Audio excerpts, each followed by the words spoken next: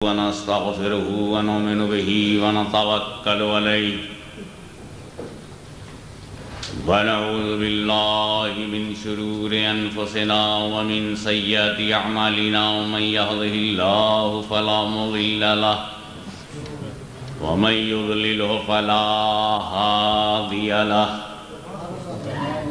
ونشهد أن لا إله إلا الله وحده لا شريك له ونشهد أن سيدنا ومولانا وحبيبنا وشفيعنا وطبيب قلوبنا وشفاء صدورنا غوثنا وغياثنا ومغيثنا ومعيننا وقطبنا وفريدنا ونظامنا وسراجنا وولانا وأشرفنا ونور عيننا محمدا عبده ورسوله صلى الله تعالى عليه وعلى آله وصحبه أجمعين أما بعد فأعوذ بالله من الشيطان الرجيم بسم الله الرحمن الرحيم محمد رسول الله صدق الله مولانا العلي العظيم وبلغنا رسوله النبي الكريم ونحن على ذلك لمن الشاهدين والشاكرين والحمد لله رب العالمين بارگاہ رسالت میں درود پاک کا ہدیہ پیش کریں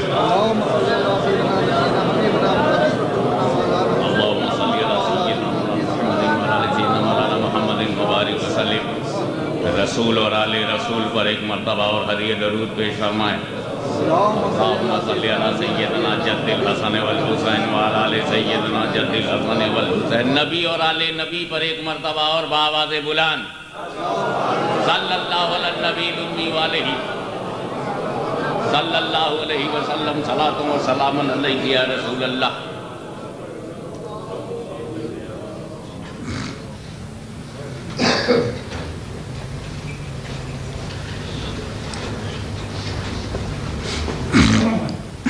محمد الرسول اللہ محمد صلی اللہ علیہ وسلم اللہ کے رسول ہیں یہ سیدھا سا ترجمہ ہے اس آیے کریمہ کا جس کی تلاوت کا میں نے شرف حاصل کیا ہے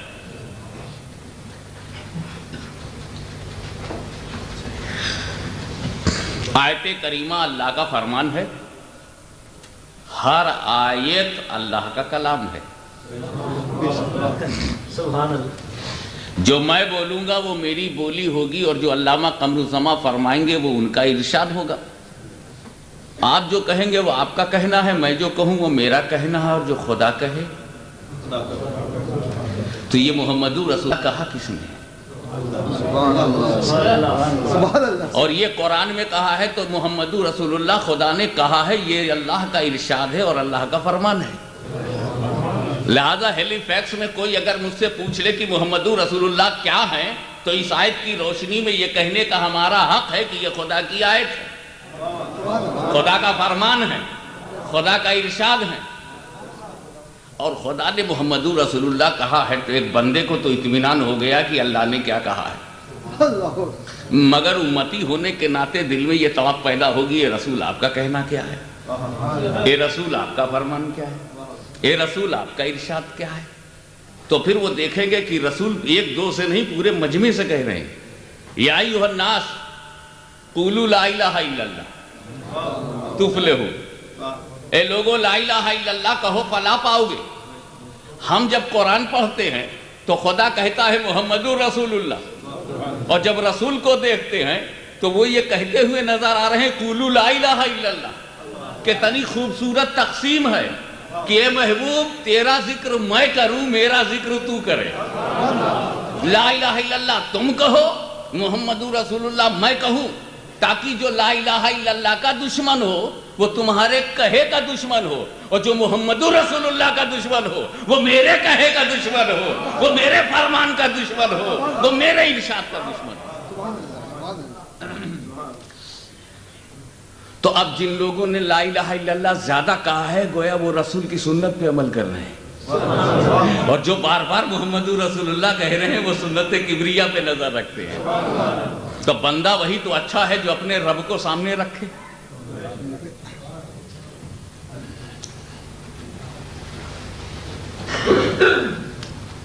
دیکھو ذکر اپنے ذاکر سے امپورٹنٹ ہوتا ہے.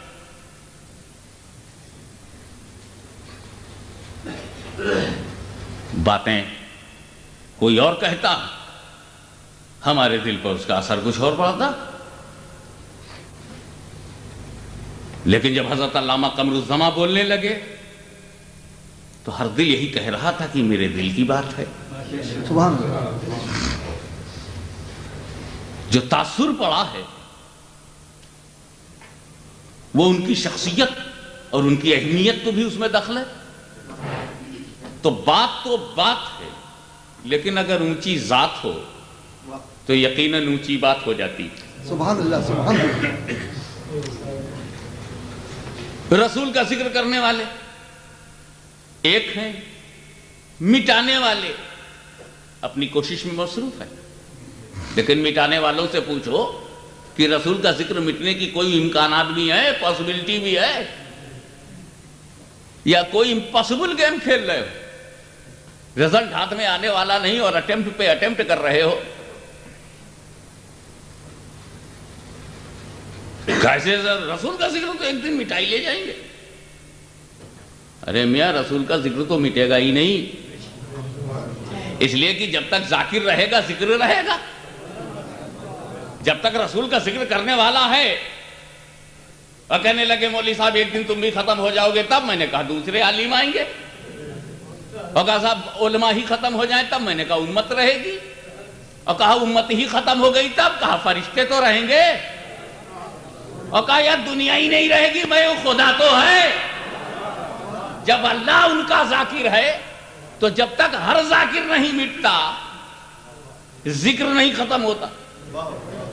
یہی وجہ ہے کہ جہاں جہاں خدا کا ذکر ہے رسول کا ذکر ہے.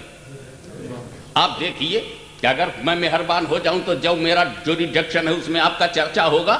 اگر پاکستان کا وزیر اعظم آپ پر مہربان ہو جائے تو معلوم ہوا کہ پنجاب سے لے کر کے سرحد تک آپ ہی کا ذکر چل رہا ہے. اگر ہندوستان کا صدر مہربان ہو جائے تو کشمیر سے کنیا کماری تک آپ ہی کا چرچا ہوتا رہے گا. اگر میجر صاحب آپ پر مہربان ہو جائے تو معلوم ہے یونائٹڈ کنگڈم میں آپ ہی آپ ہیں. مطلب جس کا جہاں تک اختیار ہے، جہاں تک اقتدار ہے، جہاں تک حکومت ہے، جہاں تک پاور ہے، جس کو پیار کرتا ہے، جس سے محبت کرتا ہے، گلی گلی سڑک سڑک کوچے کوچے میں نام پھیلا دے گا. تو جب میاں معمولی اقتدار کا یہ عالم ہے تو پروردگار جو اصل اقتدار وہی مقتدر حقیقی ہے، وہی مالک ہے، وہی خالق ہے، وہی قادر ہے. تو اس کونین پر جس کی حکومت ہو اور رسول کا ذکر جسے محبوب ہو تو جگہ بچے گی کہاں جہاں رسول کا ذکر نہ ہو. زندگی پر اس کی حکومت ہے، بندگی پر اس کا قبضہ ہے، لہذا زندگی میں بھی رسول کا ذکر، بندگی میں بھی رسول کا ذکر. جہاں اللہ کا ذکر ہے وہاں رسول کا ذکر ہے. کلمے میں اللہ کا ذکر ہے تو رسول کا ذکر ہے، اذان میں اللہ کا ذکر ہے تو رسول کا ذکر ہے، نماز میں اللہ کا ذکر ہے تو رسول کا ذکر ہے. رسول کا ذکر کہاں نہیں ہے؟ زمین پہ رسول کا ذکر ہے، آسمان پہ رسول کا ذکر ہے، فرش پر رسول کا ذکر ہے، عرش پہ رسول کا ذکر ہے، مقام رسول کا ذکر ہے، لامقام رسول کا ذکر ہے. یہاں رسول کا ذکر ہے، وہاں رسول کا ذکر ہے. عالم ارواح میں رسول کا ذکر ہے، بزم شہداء میں رسول کا ذکر ہے، نبیوں میں رسول کا ذکر ہے، صدیقوں میں رسول کا ذکر ہے، شہداء میں رسول کا ذکر ہے، صالحین میں رسول کا ذکر ہے، اغواث میں رسول کا ذکر ہے، اقطاب میں رسول کا ذکر ہے، اوتاد میں رسول کا ذکر ہے، رقبہ میں رسول کا ذکر ہے، نقبہ میں رسول کا ذکر ہے، صالحین میں رسول کا ذکر ہے، مجتہدین میں رسول کا ذکر ہے، مومنین میں رسول کا. ارے ابو بکر تو بہت بڑی ذات ہے. ابو بکر، ابو جہل کے گھر میں رسول کا ذکر ہے، ابو جہل کی سازش میں رسول کا ذکر ہے، اس کی کانسپریسی میں رسول کا ذکر ہے، کسی کی محبت میں بھی ان کا ذکر ہے، کسی کی عداوت میں بھی ان کا ذکر ہے، عبادت میں ان کا ذکر ہے، کلمے میں ان کا ذکر ہے، قرآن میں ان کا ذکر ہے، حدیث میں ان کا ذکر ہے، تفسیر میں ان کا ذکر ہے، شریعت میں ان کا ذکر ہے، طریقت میں ان کا ذکر ہے، معرفت میں ان کا ذکر ہے، حقیقت میں ان کا ذکر ہے، مسائل میں ان کا ذکر ہے، فضائل میں ان کا ذکر ہے، فقہ میں ان کا ذکر ہے، بکس میں ان کا ذکر ہے، تقریر میں ان کا ذکر ہے، تنویر میں ان کا ذکر ہے، یہاں بھی ان کا ذکر ہے، پاکستان میں ان کا ذکر، ہندوستان میں ان کا ذکر، افغانستان میں، اور حالات تو یہ جہاں کسی کا ذکر نہیں، یعنی قبرستان میں بھی ان کا ذکر ہے. من ربک کے ساتھ ما دینک ہے، ما دینک کے ساتھ ما کنت تقول فی ھذا الرجل، وہاں بھی رسول کا ذکر ہے. جہاں تم اندھیر مچائے ہو وہاں بھی ان کا ذکر ہے، جہاں اندھیرا مچا ہے وہاں بھی ان کا ذکر ہے. رسول کا ذکر ہر جگہ ہے. وہ کون سی جگہ ہے جہاں خدا کا ذکر ہو؟ اور رسول کا ذکر نہ ہو. اذان میں اللہ کا ذکر تو رسول کا ذکر، کلمے میں اللہ کا ذکر تو رسول کا ذکر، قرآن میں اللہ کا ذکر تو رسول کا ذکر، حدیث میں اللہ کا ذکر تو رسول کا ذکر، مسجد میں اللہ کا ذکر تو رسول کا ذکر، خانقاہوں میں اللہ کا ذکر تو رسول کا ذکر، مسلمانوں کے گھروں میں اللہ کا ذکر تو رسول کا ذکر، انڈیویجول ہر ایک کے دل میں اللہ کا ذکر تو رسول کا ذکر. وہ کون سی جگہ ہے جہاں اللہ کا ذکر ہو؟ یہاں ذکر ہے، وہاں ذکر ہے، سب جگہ ذکر ہے. ایک صاحب کہنے لگے جہنم میں. میں نے سوچا ذکر کرتا تو جاتا ہی کیوں؟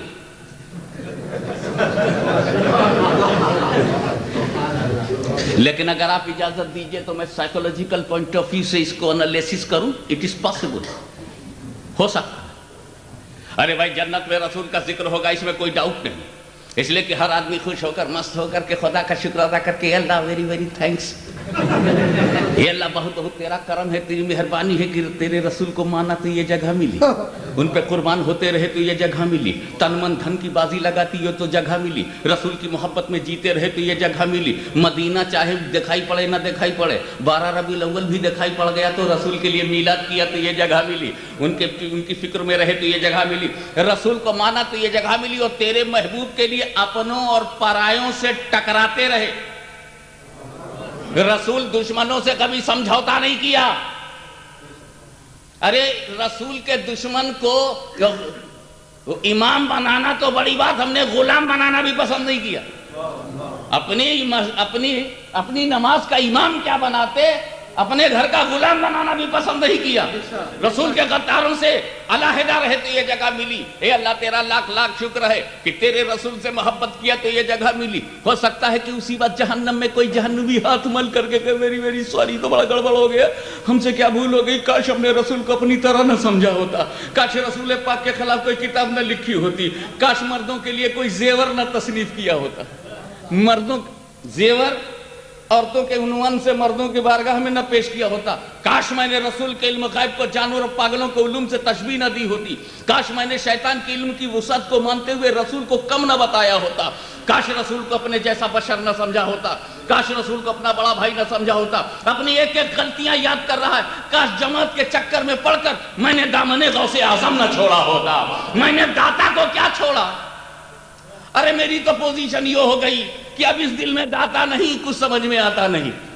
جس دل میں داتا نہیں اس کو کچھ سمجھ میں آتا نہیں. اب وہ پریشانی میں مبتلا ہو کر کے کہہ رہا کاش میں نے رسول کو مانا ہوتا، کاش اس طرح مانا ہوتا جیسے صدیق نے مانا تھا، کاش اس طرح مانا ہوتا جیسے حسین نے مانا تھا، کاش اس طرح مانا ہوتا جیسے عبد القادر جیلانی نے مانا تھا، کاش اس طرح سے مانا ہوتا جیسے علی حجویری نے مانا تھا، کاش اس طرح سے مانا ہوتا جیسے حسن سنجری نے مانا تھا. آج ہم سے غلطی، کم سے کم ہماری سمجھ میں وہی بات آ جاتی جو امام احمد رضا نے سمجھایا تھا، جو فضل حق خیر آبادی نے سمجھایا تھا، جو مفتی صدر الدین نے سمجھایا تھا. یہ بھی سمجھ میں نہیں آ رہا ہے. اب اتنی بڑی بھول ہو گئی ہے اور وہ چیخ رہا ہے، چلا رہا ہے، جل رہا ہے اور جل جل کے کہہ رہا ہے کاش میں نے رسول کو مانا ہوتا، کاش میں نے رسول کو مانا ہوتا. وہ افسوس کر رہا ہے اور افسوس میں ذکر رسول ہو رہا ہے، وہاں بھی ذکر رسول ہو رہا ہے. مگر میرے دوستو، جنت میں بھی ذکر ہو رہا ہے، جہنم میں بھی ذکر ہو رہا ہے، مگر دونوں ذاکر برابر نہیں ہیں. اس لیے کہ جنت میں جو ذکر ہو رہا ہے وہ الگ ہے اور جو جہنم میں ذکر ہو رہا ہے وہ الگ ہے. جنتی بھی ذکر کر رہا ہے اور جہنمی بھی ذکر کر رہا ہے، مگر دونوں کے ذکر میں فرق ہے.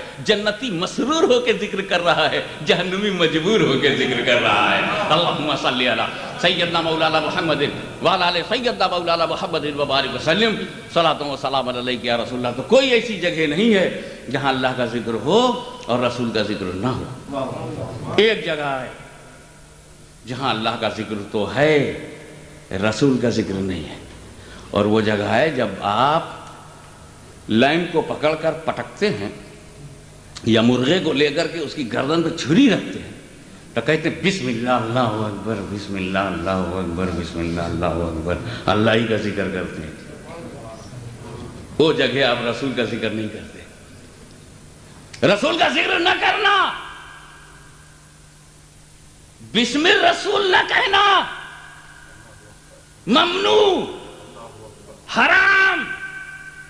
اس لیے کہ تو نے اتنا نہیں سوچا کہ جس مرغ کو تو ذبح کر رہا ہے، جس بکرے کو تو ذبح کر رہا ہے، جس گائے کی گردن پر تو چھری پھیر رہا ہے، ذرا گائے کے دل سے پوچھ یہ مقام کون سا ہے؟ ذرا اس حلال جانور سے دریافت کر کی پوزیشن کیا ہے؟ اس کی گردن پہ تم چھری پھیر رہے ہو، اس کی شہرت کاٹ رہے ہو، اس کے جسم کا سارا خون باہر نکالنے والے ہو، وہ تڑپ تڑپ کے ٹھنڈا ہو جائے گا، اتنی مشکل مرحلے سے وہ گزرے گا۔ یہ مقام غضب ہے، یہ مقام ذبح، اور اس مقام ذبح پر، اس غضب و قہر کے مقام پر یاد رکھ، میرا خدا اگر رحمان و رحیم ہے تو قاہر و قہار بھی ہے، جابر و جبار بھی ہے۔ لہذا اس مقام ذبح پر قاہر کا ذکر کرو تو مناسب ہے، جبار کا ذکر کرو تو مناسب ہے، قہار کا ذکر کرو تو مناسب ہے۔ اس مقام پر رحمت عالم کو آواز نہ دو، رحمت للعالمین کا ذکر نہ کرو، کیونکہ نادان جان لینے کے لیے ان کا ذکر نہیں کرتے، جان بچانے کے لیے ان کا ذکر کرتے ہیں، زندگی کی حفاظت کے لیے ان کا ذکر کرتے ہیں۔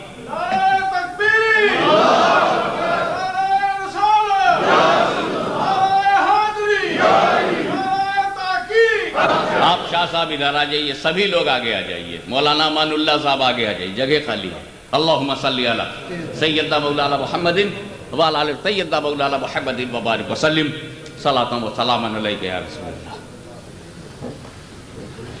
تو حضور صلی اللہ تعالیٰ علیہ وسلم کا چرچہ ہر جگہ ہے۔ اب اس میں امپورٹنٹ چیز جو ہے وہ ایک ہے لفظ رسول کو سمجھنا۔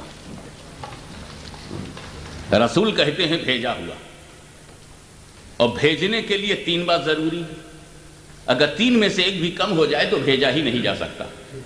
نمبر 1 بھیجنے والا، اگر بھیجنے والا نہیں تو کون بھیجے گا؟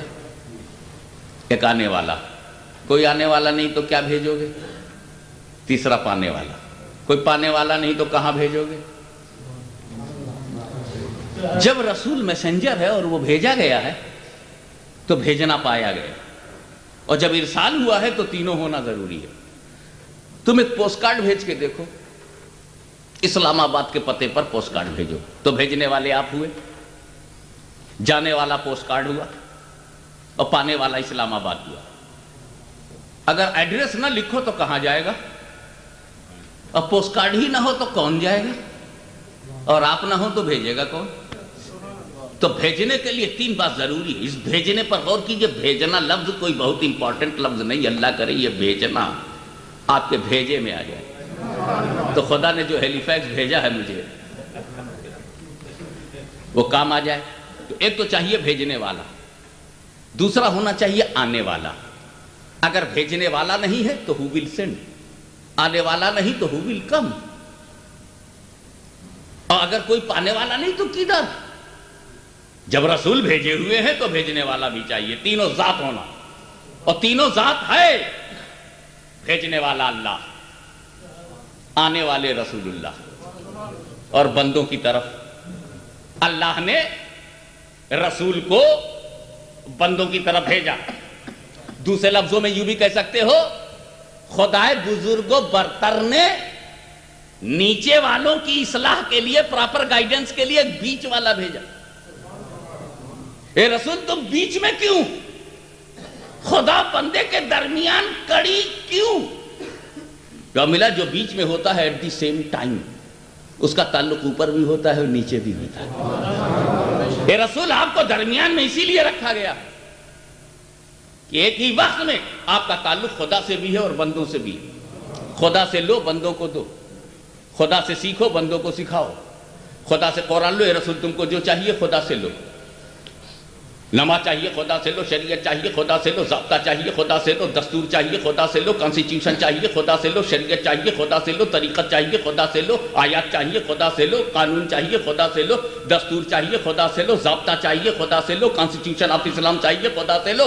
اے رسول تمہیں جو چاہیے وہ مجھ سے لیتے رہو، اور میرے بندوں تمہیں جو چاہیے وہ میرے رسول سے لیتے رہو۔ قرآن رسول سے لینا، نماز رسول سے لینا، حج رسول سے لینا، زکوٰۃ رسول سے لینا، شریعت رسول سے لینا۔ اے رسول میں تمہیں دوں گا تاکہ بندے ڈائریکٹ مجھ سے نہ کچھ لیں، نہ قرآن ڈائریکٹ ملے، نہ نماز انہیں ڈائریکٹ ملے، نہ شریعت ڈائریکٹ ملے۔ میں سوچتا ہوں کہ جب ڈائریکٹ شریعت نہیں ملتی تو ڈائریکٹ مشیت کیسے ملے گی؟ رسول کے وسیلے سے. ہاں جو بیچ میں ہوتا ہے اس میں ایک شان اور ہوتی ہے. میں مختصر سے تیزی سے لے چلوں گا آپ کو. جو بیچ میں ہوتا ہے نہ اوپر کے برابر ہوتا ہے نہ نیچے کے برابر ہوتا ہے. جیسے ایک لڑکا سیکنڈ ڈویژن پاس ہو جائے تو کہے گا کہ I stood second division in my examination. آپ آسانی سے سمجھ جائیں گے کہ یہ فرسٹ ڈویژن کے برابر نہیں ہے، کیونکہ سیکنڈ ڈویژن بیچ کا ڈویژن ہے، نہ فرسٹ کلاس کے برابر ہے نہ تھرڈ کلاس کے برابر. جو بیچ میں ہوتا ہے نہ اوپر کے برابر ہوتا ہے نہ نیچے کے. تو خدا اور رسول کے درمیان کی کڑی ہے. اس کا مطلب یہ ہے کہ نہ خدا کے برابر ہے نہ بندوں کے برابر ہے. تو جو خدا کے برابر کرے وہ غالی ہے، اور جو بندوں کے برابر کرے وہ باغی ہے. یہ تو ہمارا مقدر ہے، نہ غالیوں میں ہے نہ باغیوں میں ہے. سبحان اللہ سبحان اللہ. محمد الرسول اللہ، محمد صلی اللہ علیہ وسلم اللہ کے رسول ہے. ایک بات اور اچھی طرح سمجھ لیجیے، بیچ کی کڑی ہے. یہ بیچ والی انگلی اوپر والی سے ڈائریکٹ مل سکتی ہے، ڈائریکٹ جب چاہے. لیکن نیچے والی انگلی اوپر والی سے ملنا چاہے تو جب تک بیچ والی سے نہ مل جائے، اوپر والی سے مل نہیں سکتی. یہ رسول آپ خدا سے ڈائریکٹ مل سکتے ہیں، لیکن اگر بندہ اللہ تک جانا چاہتا ہے تو جب تک رسول اللہ کو نہ پا جائے اللہ تک جا نہیں سکتا. تو معلوم ہوا کہ کامیاب بندہ وہ ہے جو رسول اللہ تک جائے، جو رسول اللہ کے قرب میں جگہ بنا لے. وہ آباد ہو کے آباد ہے، برباد ہو کے آباد ہے. رسول تک پہنچنا ہماری کامیابی ہے. جو لوگ رسول تک نہیں پہنچے، اچھا دو قسم سے پہنچتے ہیں. ایک ایماناً پہنچتے ہیں رسول تک، ایک امتحاناً پہنچتے ہیں. ایک ایمان لا کر کے پہنچتے ہیں اور ایک ایگزامینیشن کے لیے پہنچتے ہیں. جتنے صحابہ ہیں وہ سب رسول تک پہنچے. اور یہی عمر ابن خطاب کیا کہہ کے نکلے تھے جب ان کو انفارمیشن ملی؟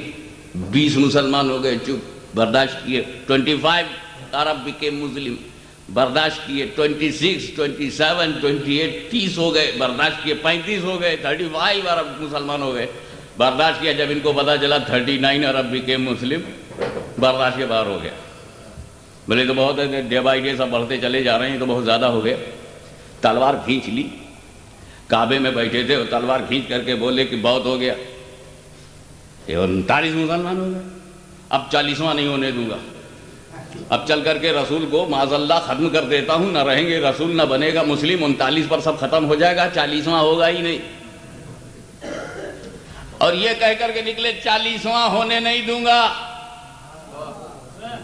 اندھیرے میں چیلنج دیکھو، کفر کی حالت میں دعویٰ دیکھو، 40واں ہونے نہیں دوں گا. یہ جو لوگ بولتے ہیں نا 40واں مت کرو، یہ کوئی نئی بات نہیں ہے. یہ تو کفر کی حالت میں وہ بول چکے. اچھا 40واں ہونے نہیں دوں گا، یہ حضرت عمر نے کس حالت میں کہا تھا؟ ایمان کی حالت میں نہیں کہا تھا نا. معلومات 40ویں کی مخالفت کفر کی حالت کی علامت ہے. میں 40واں ہونے نہیں دوں گا. اور ادھر قدرت دیکھ رہی ہے، مشیت دیکھ رہی، چل 40واں ہونے نہیں دے گا. تو چل تو 40واں تو ہی ہے. تو چل تو 40واں تو ہی ہے. اور جب سنیوں نے سنا کہ فاروق اعظم 40واں ہے تو سارے سنیوں نے قسم کھا لیا 40واں نہیں چھوڑیں گے. یہ 40واں نہیں چھوڑیں گے. آپ دیکھو گئے تلوار لے کر، اور وہاں راستے میں مل گئے. وہ بولے تم عمر کہاں جا رہے ہو؟ تمہارے رسول کے پاس جا رہے ہیں. اس لیے ارے پہلے اپنا گھر تو دیکھو. اب وہ گھر گئے. اے اللہ یہ کیا؟ کہا دیکھ لے چلنا ہے رسول تک نا، تو غصے میں لے جاؤں. پہلے غصہ ہی اپنے گھر میں اتار لے. چونکہ راستہ بدلنے والا اسی لیے پہلے ہی راستہ بدل دیا میں نے. بہرحال جو واقعہ ہے وہ آپ کے سامنے. وہ گیا. حضرت فاروق اعظم مومن کامل ہوئے، بارگاہ رسالت پہ حاضر ہوئے، جب تک رسول تک نہیں پہنچے تھے وہ ناکام آدمی تھے۔ دروازہ رسول کا کھلا، نگاہ عمر نگاہ رسول سے، نگاہ رسول نگاہ عمر سے ٹکراتی ہے اور دامن عمر کو ہلا کر رسول پوچھتے ہیں کیا تمہارے ایمان لانے کا وقت نہیں آیا؟ تو جبین عقیدت و محبت کو جھکا کر وہ کہتے ہیں اشہد ان لا الہ الا اللہ و اشہد ان محمدًا عبدہ و رسولہ۔ رسول تک پہنچنے میں وقت کا سب سے بڑا ظالم زبردست عادل بن گیا۔ جو ابو جہل کی طاقت تھا وہ مصطفیٰ کا قوت بازو بن گیا، اور اسلام کے لیے وہ زبردست بارگاہ رسول میں خادم اور پوری امت کا مخدوم بن گیا، زبردست شخصیت بن گئی۔ رسول ہاتھ مل گئے، رسول کا قرب مل گیا، رسول تک اس کی پہنچ ہو گئی۔ ایک جانا ہے کہ ایسا رسول تک پہنچا۔ ابو جہل نے بھی تو کوشش کیا تھا، مٹھی میں کنکری لے کر کے پہنچا تھا، بتاؤ میری مٹھی میں کیا ہے؟ رسول نے کہا جو تیری مٹھی میں ہے وہ بتا دے میں کون ہوں۔ تب بڑا گلیٹ ہوا کہ معاملہ تو وہ تو جانتا ہی تھا میں کنکری لایا ہوں، یہ کنکری تو بولے گی نہیں۔ اب رسول کہہ رہے ہیں کہ یہ جو تیرے ہاتھ میں ہے وہ بتا دے میں کون ہوں، تب میرے بارے میں وہ بولے۔ بڑا خوش ہوا کہ یہ بے جان کیا بولے، بڑا بھروسہ تھا کہ بے جان کیا بولے، لیکن وہ بے جان کنکریاں بول پڑی۔ جب گھبرایا تو رسول کی طرف پھینکا اور بھاگ گیا۔ ایک جانا یہ بھی ہے، گئے پیٹھ دکھا کے چلے آئے۔ تو ابو جہل نے سب سے پہلے رسول کو پیٹھ دکھایا، گیا رسول کے پاس، پیٹھ دکھایا چلا آیا۔ آج چلے جاؤ گنبد خضرا کے پاس، کتنے لوگ پیٹھ دکھائے کھڑے آئے۔ میں نے پوچھا یہ تم نے کہاں سے سیکھا؟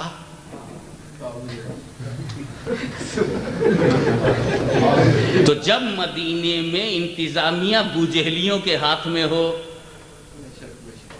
تو جو کچھ ہو جائے کم ہے۔ ہم ادب سے کھڑے ہو کر صلوات و سلام پیش کرتے ہیں، وہ پیٹھ دکھائے ہوئے کھڑے رہتے۔ لیکن آپ نے یہ محسوس کیا کہ کنکریوں نے کن حالات میں کلمہ پڑھ دیا تھا؟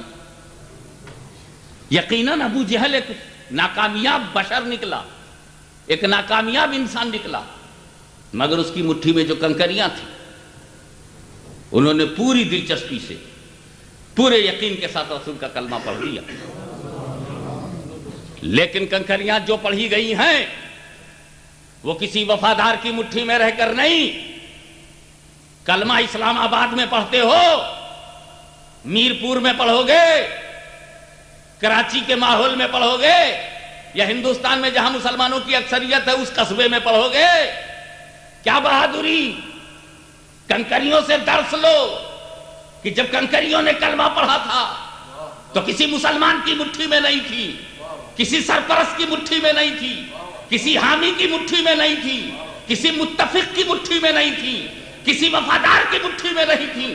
ابو جہل کی مٹھی میں ہے، ابو جہل کی پکڑ میں ہے، ابو جہل کی گرفت میں ہے، ابو جہل کے کنٹرول میں ہے، ابو جہل کے قبضے میں ہے، ابو جہل کے اختیار میں ہے، ابو جہل کے چنگل میں ہے، ابو جہل کی مٹھی میں ہے۔ لیکن جب رسول کی عزت و آبرو پر حملہ ہو گیا تو کنکری نے نہیں دیکھا میں کس کی مٹھی میں ہوں، اس نے نہیں دیکھا میں کس کے شکنجے میں ہوں، اس نے نہیں دیکھا کون سی آب و ہوا میں ہوں، اس نے نہیں دیکھا کس ایٹماسفیئر میں ہوں، اس نے نہیں دیکھا میری نیشنلٹی کہاں کی ہے، اس نے نہیں دیکھا میری قومیت کہاں کی ہے، اس نے نہیں دیکھا کہ حکمت کیا کہتی ہے، اس نے نہیں دیکھا مصلحت کیا کہتی ہے۔ پیغمبر کی آبرو پر اپنی زندگی کو داؤں پہ لگا دیا معمولی کنکریوں نے۔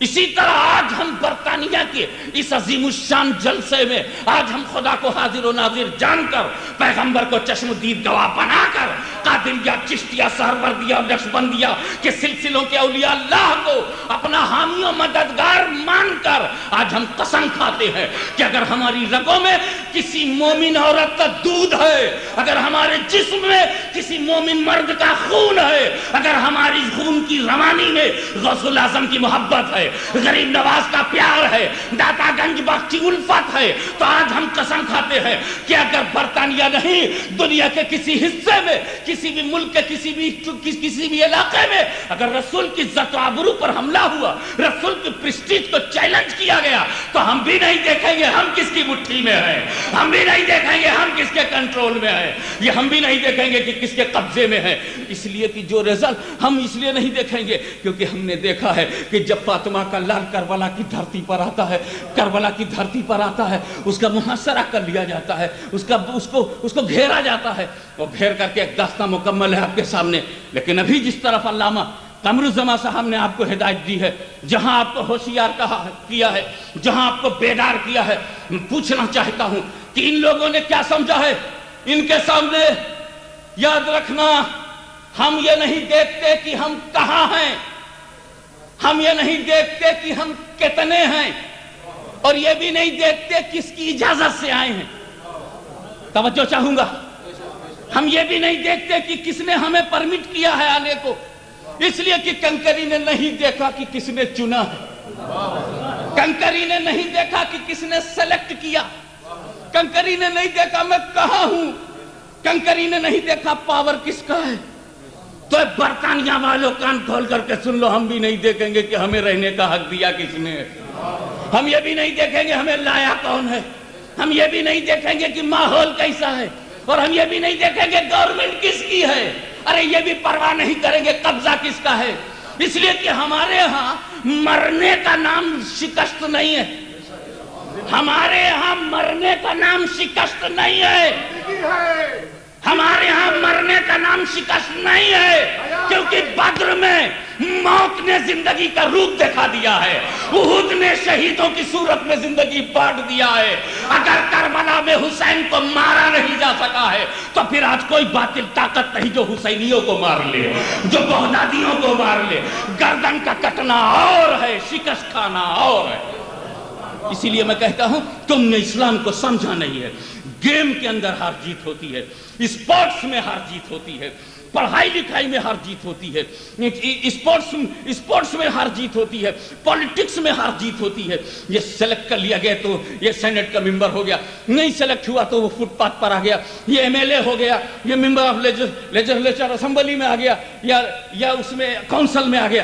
تو پولیٹکس میں، الیکشن میں، زندگی میں، بزنس میں، اٹھنے بیٹھنے میں ہار جیت ہے، لیکن اسلام نے ہار جیت کے اس سارے فلسفے کو نوچ کے پھینک دیا اور کہا سن، جو مجھے پا جائے، جو میرے قرب میں آ جائے، جو توحید کا جام پی لے، جو رسول کی محبت میں سرشار ہو جائے، شکست اس کی تقدیر سے نکال دیتے ہیں، ہار اس کی کتاب زندگی سے ہار کو مٹا دیا جاتا ہے۔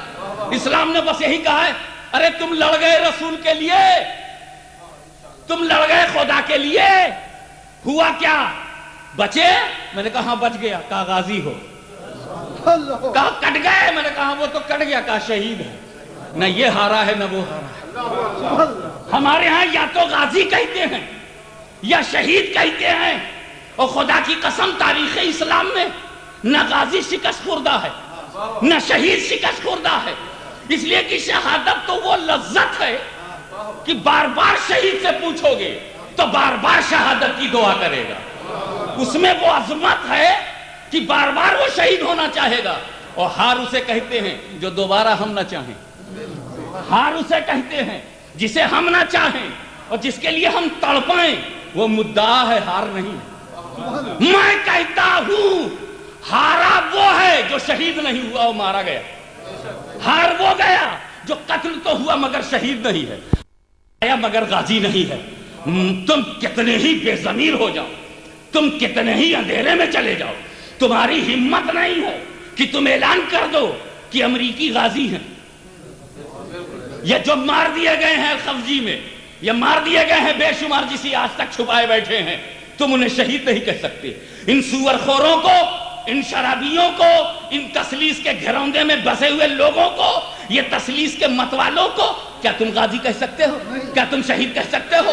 کیا یہودی غازی ہوتا ہے؟ کیا نصرانی شہید ہوتا ہے؟ کیا یہ گورے شہید ہوتے ہیں؟ کیا یہ بش کی قوم شہید ہو سکتی ہے؟ کیا یہ میجر کی ناجائز اولادیں شہید ہو سکتی ہے؟ کیا یہ ویتران کی اولادیں شہید ہو سکتی ہے؟ کیا یہ اسرائیل کے ناجائز بچے یہ سب شہید ہو سکتے ہیں؟ معلوم ہوا جہاں شہادت نہیں، جہاں غزوہ نہیں، جہاں کوئی غازی نہیں ہوتا، جہاں کوئی شہید نہیں ہوتا، وہی بدقسمت گروہ ہے، وہی بدقسمت گروہ ہے۔ رہا بغداد کا اجڑ جانا، رہا بغداد پر بمباری کرنا، بغداد کو تباہ برباد کرنا، میں نے بھی دل میں سوال آیا تھا، یا غوث اعظم آپ یہاں لیٹے ہوئے ہیں، آپ کے گھر میں چور آ جائے تو آپ اسے ولی بنا کے لوٹا دیتے ہیں، آپ کے گھر میں کوئی ڈاکو آ جائے تو اسے عبدال بنا کر کے لوٹا دیتے ہیں، آج آپ بغداد میں لیٹے ہوئے ہیں، بابو شیخ آواز دے رہا ہے، تیری گلی کے ذرے ذرے آواز دے رہے ہیں، عبد القادر جیلانی تم نے آنکھیں بند کر لی ہے کیا؟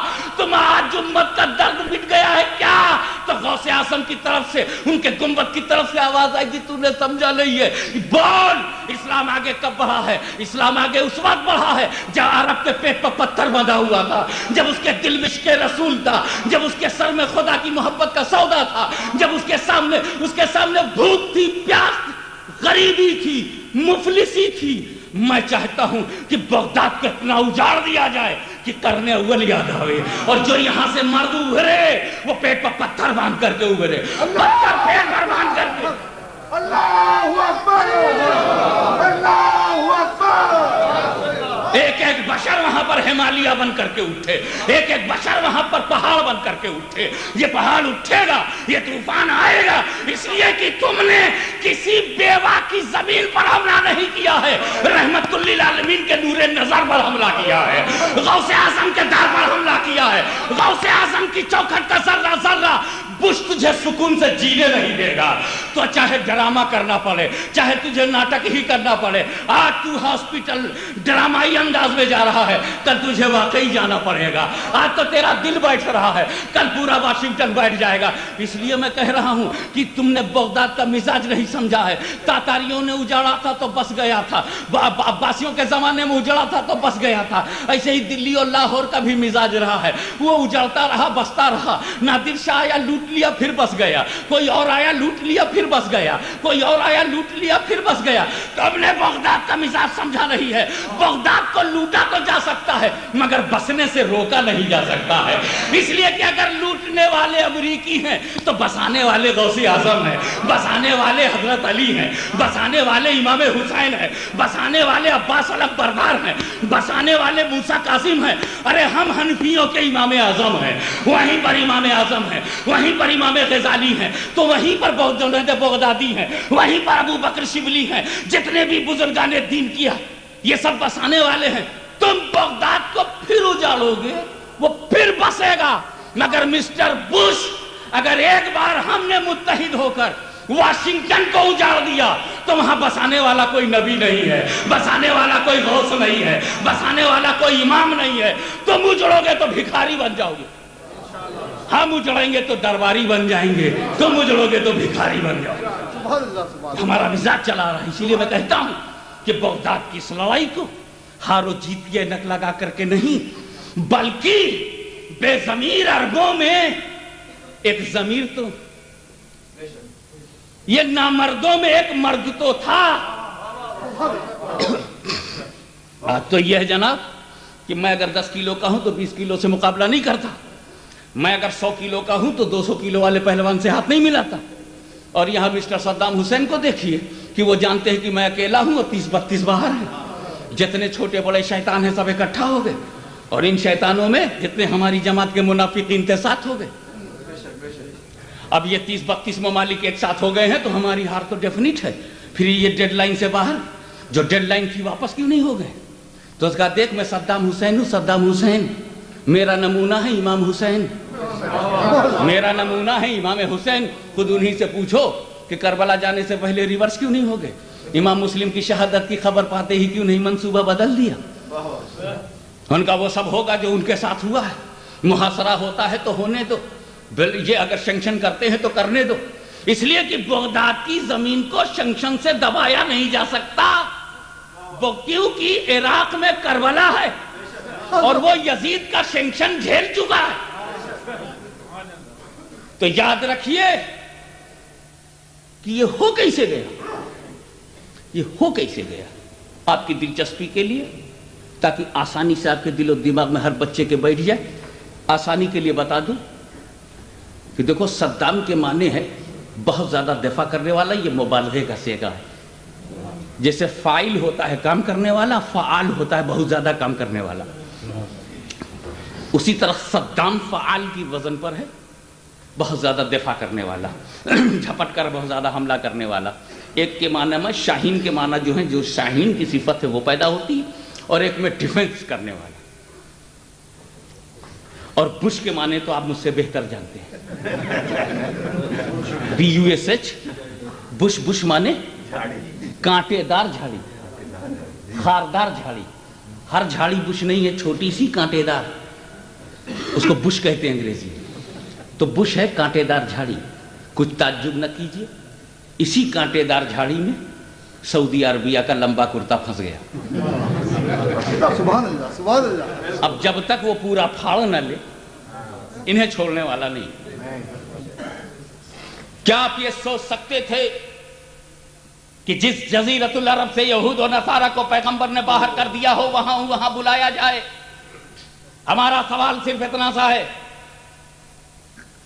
کہ ہاں مسلمانوں کے درمیان بھی جنگ ہوئی ہے۔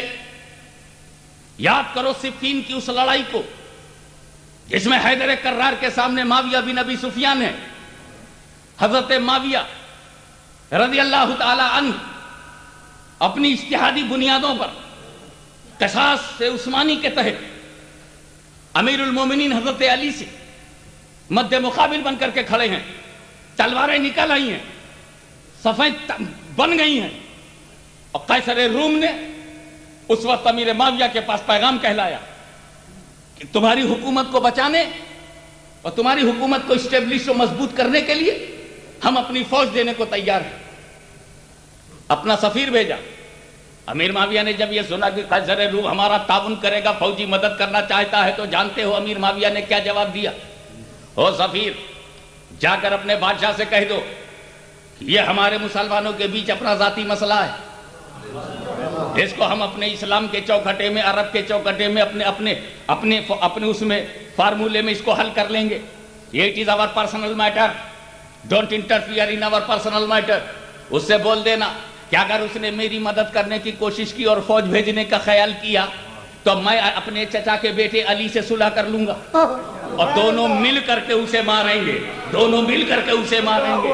اسی مدینے کی زمین پر، اسی صفین کی دھرتی پر، اسی سعودی عربیہ میں موجود علاقے میں علی جا رہے ہیں، اور اسی سیریا سے جو سیریا فیصلہ نہ کر سکا، جو دمشق گمراہ ہو گیا، جو اسد کے چکر میں اندھیروں میں بھٹکنے لگا، اسی دمشق کے ذمہ دار نے، امیر شام نے، گورنر شام نے اس وقت کہا تھا کہ اے طاقت، اے عیسائیوں یہودیوں، اگر ہماری مدد کرو گے تو میں علی سے صلح کر لوں گا اور دونوں مل کر کے تجھ کو ماریں گے، اس لیے کہ ہمارا ذاتی معاملہ ہے۔ اگر صدام حسین میں اور کویت کے درمیان کوئی آپسی اختلاف تھا تو اس کو آپس میں بیٹھ کر حل کیا جا سکتا تھا، عرب فریم میں حل کیا جا سکتا تھا، اسلامی فریم میں حل کیا جا سکتا تھا۔ اور اگر بش نے کہا تھا اے سعودیہ میں تیری ہیلپ کرنا چاہتا ہوں، اے فہد میں تیری مدد کرنا چاہتا ہوں، جس طرح قیصر روم نے معاویہ کی مدد کرنے کو کہا تھا، اگر بش نے فہد کی مدد کرنے کو کہا تھا، تو جس طرح معاویہ نے جواب دیا تھا، اے فہد نہیں جواب دیا، اے سعودیہ تو نے کیوں نہیں جواب دیا،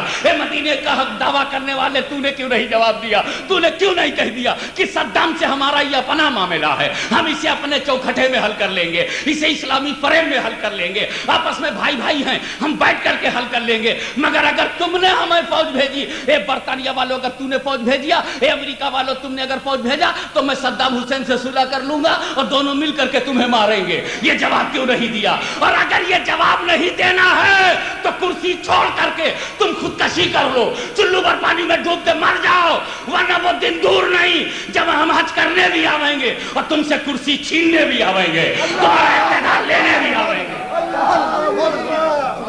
ہمارا حج صرف کعبے کا چکر لگا کے نہیں رہ جائے گا، بلکہ ہم رسول کے غداروں کو چن چن کر کے ماریں گے، اور اس لیے ماریں گے تاکہ دنیا کو علی کی یاد آ جائے، دنیا کو صحابہ کی یاد آ جائے، دنیا کو رسول کے وفاداروں کی یاد آ جائے.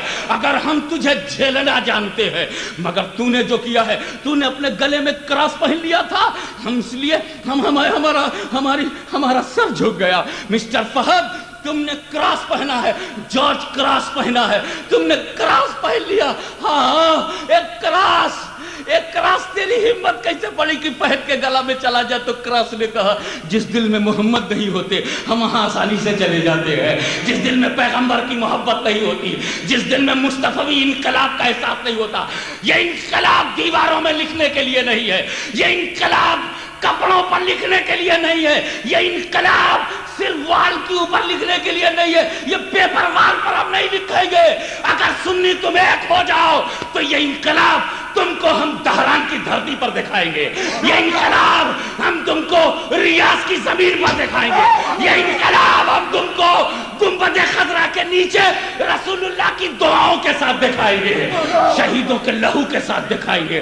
اس لیے کہ بھارت کی دھرتی پر اگر بابری مسجد کو بچانے کے لیے کروڑوں مسلمان اپنی زندگی دے سکتا ہے تو مکہ مدینہ کی آبرو بچانے کے لیے دنیا کا ہر مسلمان اپنے لہو کا آبشار جاری کر سکتا ہے, اپنے لہو کا دریا بہا سکتا ہے. اس لیے کہ ہم جانتے ہیں کہ جو رسول پہ مرتا ہے, جو رسول کے لیے مرتا ہے, وہ مرتا ہی نہیں, کیونکہ ہمارا رسول وہ رسول نہیں ہے جو رسول تھا. ہمارا رسول وہ رسول نہیں ہے جو رسول تھا, بلکہ ہمارا رسول ایسا رسول ہے جو اللہ کا رسول ہے, محمد.